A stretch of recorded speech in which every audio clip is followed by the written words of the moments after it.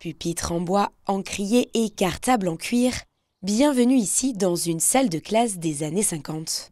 Imaginée par le village musée de la Combe de Savoie, cette reconstitution se tient jusqu'au 16 mars et elle permet une immersion totale à l'école d'antan. Ça permet donc pour les personnes qui ont connu cette époque de revivre, d'avoir une certaine nostalgie ou autre, ou du moins des souvenirs, et de revivre tout ça, et surtout à travers les grands-parents par exemple, de faire vivre et de montrer aux enfants et aux petits-enfants la façon dont fonctionnait l'école, savoir à quoi ressemblait une salle de classe à l'époque pour que leurs petits-enfants comprennent encore mieux ce qu'ils ont pu connaître. Dans cette salle, tout a donc été pensé pour coller au plus près à la réalité.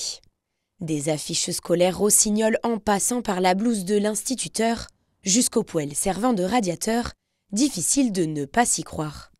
Derrière cette pièce, une bibliothèque scolaire a d'ailleurs elle aussi repris vie. Ici, manuels de cours, encyclopédies, mais aussi objets de toutes sortes renseignent sur le quotidien des écoliers.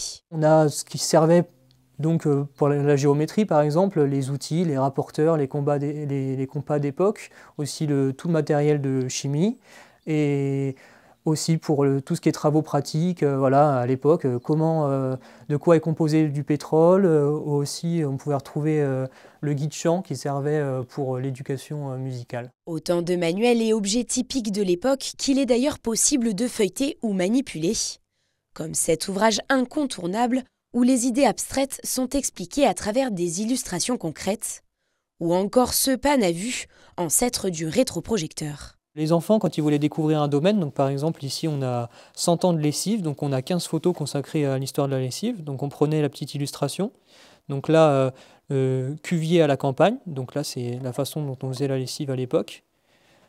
Hop, on met la petite illustration, et ensuite, hop, là on pouvait regarder, donc il y a la lumière qui s'allume et les enfants pouvaient découvrir différentes illustrations et découvrir à l'école l'histoire à travers différentes photos. Outre l'exposition, les visiteurs peuvent aussi s'essayer à un atelier d'écriture à la plume. Une manière de se rappeler le bon vieux temps ou tout simplement de le partager avec ses petits-enfants.